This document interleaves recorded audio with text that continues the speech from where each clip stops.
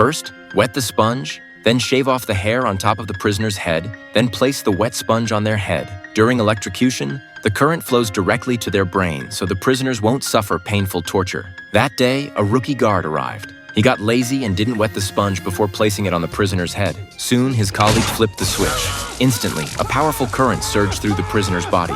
But because the sponge wasn't wet, the prisoner suffered excruciating pain. Even the victim's family members ran outside after witnessing this brutal scene. Paul saw this and rushed over to angrily scold him, then made him open his eyes wide to see the consequences of his actions. Finally, after agonizing struggle, the prisoner died. Afterward, he claimed he didn't know the sponge needed to be wet. The captain immediately punched him when he heard this. He had already rehearsed the electrocution procedure, yet now claimed ignorance. Everyone knew this guy did it on purpose, but there was nothing they could do because he had a close relationship with the leadership. Meanwhile, a tall prisoner said he had felt everything the executed criminal had just experienced. This prisoner was no ordinary man. He was an angel who had descended to earth. His name rhymed with coffee, so everyone called him John Coffee. When police arrested him, he was holding the bodies of 2 little girls and crying. The police arrested him as a murderer. That day, guard Paul's urinary tract infection flared up again. He used all his strength but could barely squeeze out a few drops. Just then, another death row inmate arrived at the prison.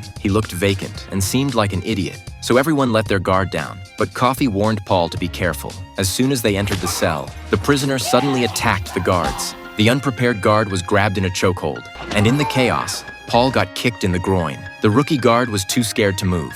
Fortunately, the captain arrived just in time to subdue the prisoner.